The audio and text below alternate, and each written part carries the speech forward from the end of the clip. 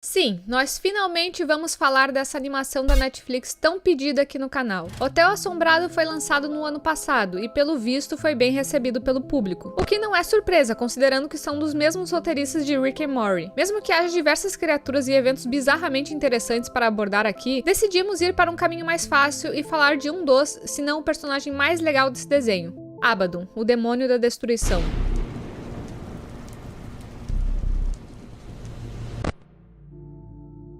Falando um pouco sobre a série, Hotel Assombrado é sobre Catherine e seus filhos Ben e Esther, e seu irmão fantasma Nathan, que tem que cuidar de um hotel chamado Undervale, que ela herdou depois da morte de Nathan. Mas esse não é um hotel qualquer, pois ele é assombrado, como o nome da série diz, por fantasmas e outras criaturas sombrias, incluindo o próprio Nathan. Um outro personagem importante que vamos dar foco aqui é Abaddon, um demônio que está aprisionado no corpo de uma criança, além de outras criaturas que vão aparecendo ao longo dos episódios e até na própria abertura. Para terem uma noção, antes do prédio se tornar um hotel, ele era um hospício, que antes era uma prisão, que antes era um outro hospício. Depois que seu irmão morreu, Catherine se mudou para o hotel e decidiu abri-lo, para que as pessoas pudessem se hospedar lá. Mas o problema é que, além de Nathan, muitos fantasmas habitam o local, o que dificulta a estadia dos clientes, ou sequer que apareça alguém interessado em se hospedar ali. A série se desenrola com eles desvendando mistérios e lidando com monstros que cercam o lugar, desde assassinos a criaturas sobrenaturais. Agora, nosso foco aqui: Abaddon, esse demônio que parece inofensivo, mas pode causar um enorme caos. Mesmo tendo quase 10 mil anos de existência, Abaddon pode ser tão infantil quanto o receptáculo que ele habita. Ele se distrai facilmente e é extremamente vingativo e propenso a mudanças bruscas de humor, sentindo grande prazer com o sofrimento alheio. No início, ele não se importa com o impacto de suas ações nas pessoas ao seu redor, e ignora todas as regras e restrições que lhe são impostas. Ele também é incrivelmente narcisista, acreditando ser um ser superior aos humanos, apesar de estar preso em um corpo infantil sem a maioria de seus poderes. Mesmo preso na Terra por 300 anos e até mesmo rejeitado pelos outros demônios, Abaddon mantém uma fé inabalável de que alguém do inferno virá à Terra para trazê-lo de volta para casa. Abaddon exibe várias tendências selvagens, provavelmente resultado de ter vivido na natureza por tanto tempo. Ele foi visto caçando e consumindo pequenos animais, e construiu um ninho no elevador após destruir o saguão para afirmar seu domínio sobre seu reflexo. Ele é muito ignorante em relação à tecnologia moderna. Ele acredita que as televisões eram caixas-prisão, que mantinham pessoas escolhidas dentro delas. Ele também tem o hábito de dar nome às coisas às quais se apega, como uma aranha ou um liquidificador. Durante a maior parte da primeira temporada, as ações de Abaddon são motivadas unicamente por seus próprios desejos e satisfação pessoal. Ele tende a ter uma visão túnel, concentrando-se em uma única tarefa ou conceito a ponto de obsessão. Ele não desiste até que seus desejos imediatos sejam satisfeitos. Por exemplo, ele só demonstrou interesse em lutar contra um assassino porque ele havia roubado seu chapéu uma década antes, e assim que o recuperou, não se importou mais com o perigo que o assassino representava.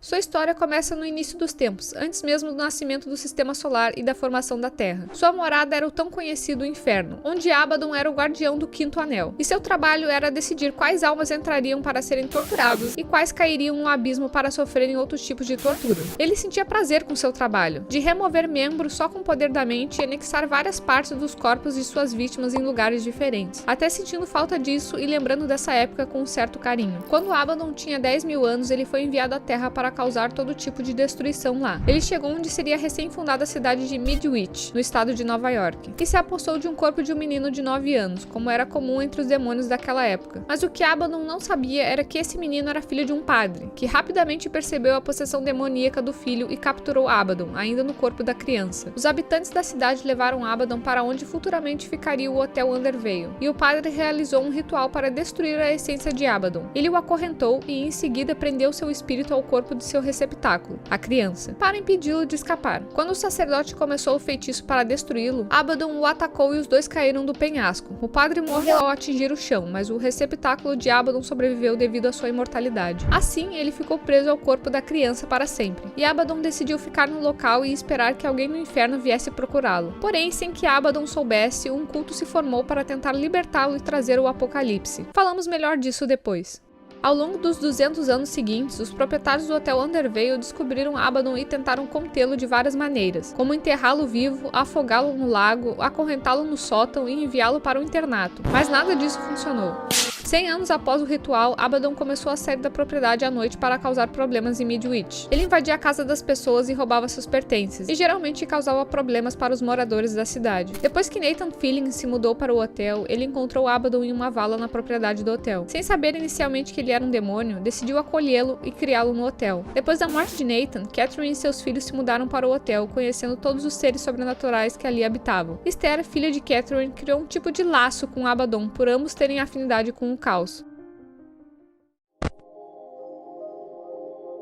Como falamos antes, um culto se forma para provocar o apocalipse a partir da libertação de Abaddon. Esses são os acólitos de Abaddon, o que aparece melhor no último episódio da primeira temporada. Nesse episódio, Abaddon e Esther encontram uma tábua de pedra que é capaz de mandar qualquer coisa para o início dos tempos, até que eles e o resto da família notam uma pessoa de capa vermelha parada no jardim. Depois de aparecerem mais pessoas assim, Catherine vai confrontá-los, que se revelam como pessoas comuns em busca de hospedagem no hotel. Catherine aceita, apenas pelo pagamento necessário, mesmo que eles afirmem que são de um culto. Isso enquanto a duplinha Abaddon e Esther planejam expulsar esse culto dali. Mais tarde, quando todos estão no saguão, Abaddon e Esther aparecem para tentar tirar todos os cultistas de lá. Mas, para surpresa deles, os caras de manto se ajoelham diante deles e começam a louvar a criança, o que faz os dois se perguntarem a quem eles estão se referenciando. Um dos membros do declarado culto, Todd, revela que eles não são os acólitos de Abaddon, um culto que venera Abaddon e busca cumprir uma profecia, enviando de volta para o inferno. O Todd também fala que eles passaram décadas procurando por Abaddon, mas mesmo que soubessem que ele estava preso a um corpo mortal, não tinham como saber onde ele estava. Isso até Abaddon começar a postar vídeos na internet. O cara meio que virou um youtuber mesmo.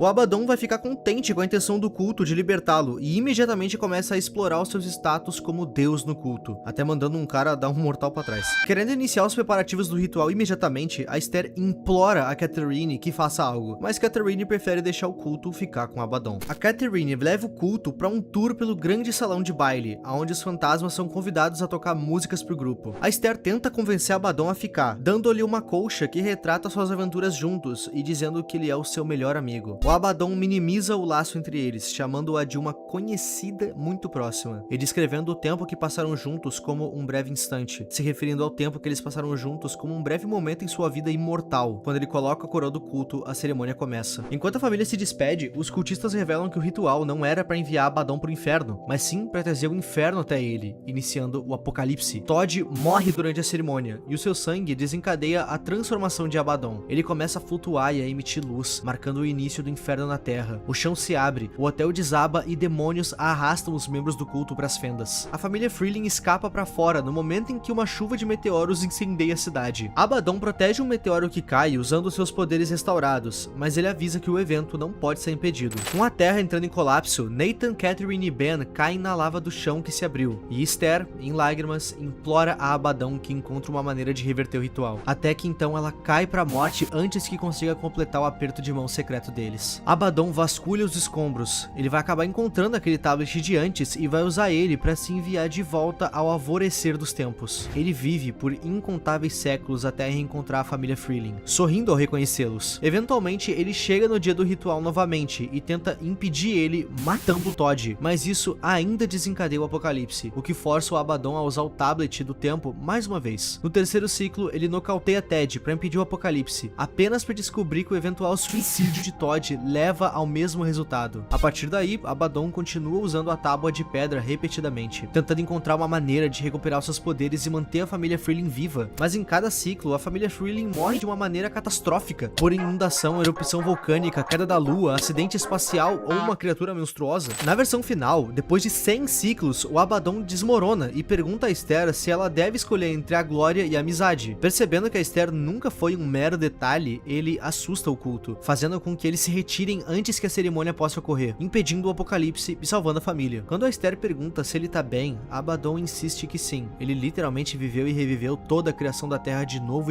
só pra consertar um único momento no presente. Haja dedicação, inclusive. Então, no final, não sobrou culto, nenhum dos acólitos, e Abaddon escolheu permanecer preso ao corpo de uma criança, apenas pra continuar vivendo com a sua família. Ele decidiu reconhecer o seu apego aos Freelings e se sentiu muito melhor depois de expulsar o culto.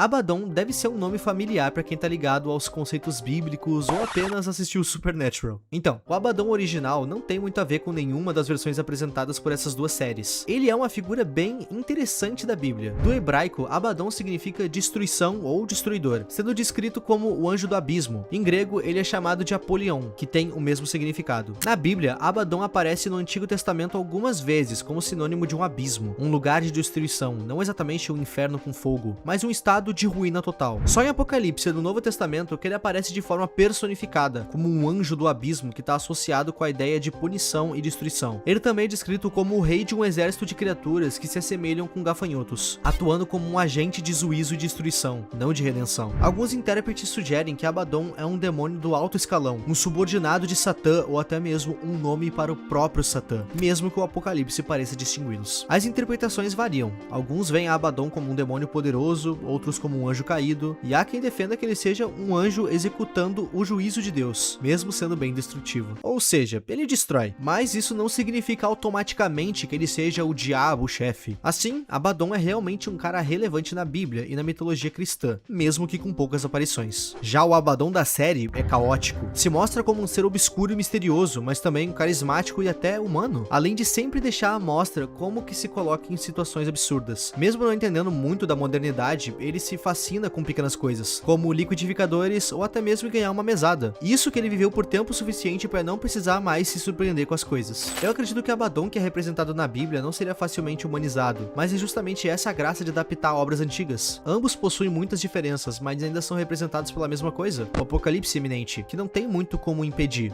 pelo menos não de um jeito fácil. Na cultura pop, como em outras séries, o nome Abaddon é usado com mais profundidade, mesmo que ainda sempre se baseie em um demônio bíblico que pode ser desde um cavaleiro a um príncipe do inferno, como é o caso desse que a gente acabou de falar nesse vídeo. Eu só fui dar uma chance de assistir esse desenho depois de tantas recomendações, eu posso dizer que valeu a pena, então eu posso sugerir pra vocês com propriedade que vocês deem uma olhada por conta própria, já que a gente só abordou um personagem específico ao invés da série inteira. Mas enfim, isso aí é com vocês. E eu recomendo. Comentem aqui o que vocês querem ver no canal, a gente tá bem escasso de ideia. A gente sempre dá uma olhada, então seria um grande favor que tu faria. O meu nome é Ipe, aliás, se inscreve aí, o meu nome é Ipe e tchau.